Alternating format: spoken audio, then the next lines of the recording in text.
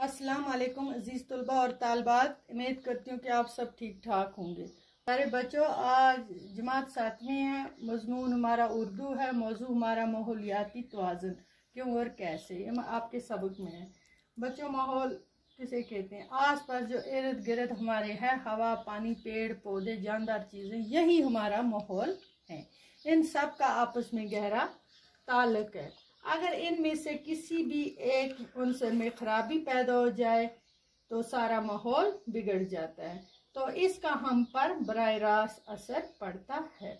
क्या आपने कभी गौर किया है कि आजकल मुख्तलिफ किस्म की बीमारियां क्यों वबा सूरत इख्तियार कर गई हैं? कैंसर की बीमारी क्यों इस कदर आम हो गई है?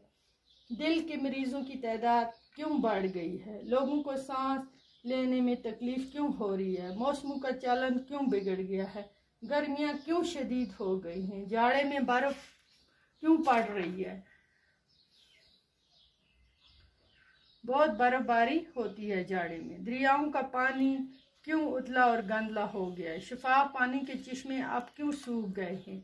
इन सब की वजह बस यही है कि माहौल के मुख्तलिफ अनासर में एक कुदरती तवाज़ुन था, वो अब बिगड़ चुका है। इसके सब जिम्मेवार हम खुद हैं। इसके लिए हम ही जिम्मेवार हैं।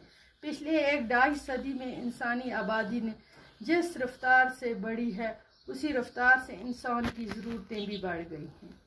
प्यारे बच्चों, हमें जंगल नहीं काटने चाहिए। जंगलों से हमें फ़ायदा है। जब हम जंगल काटेंगे तो बारिश नहीं होगी, बर्फ़ नहीं पड़ेगी, पानी नहीं हमें मिलेगा, चश्मों में, दरियाओं में सूख जाएगा, हमारी फसल नहीं उगेंगे। और जंगलों से हमें बहुत सारे फ़ायदे, लकड़ी मिलती है, जंगलों से हम मकान बनाते हैं, बाकी बहुत सारे जलाने के लिए हमें लकड़ी हासिल होती है। जंगलों के और भी हमें खास पेड़ पौधे जितने भी ज़्यादा लगाएंगे, साफ़ हवा हमें मिलती है पेड़ पौधों से। इसके बहुत सारे और भी फ़ायदे मैंने अगले सबक में भी आपको जंगलों के फ़ायदे पर भी नोट दिखाया था।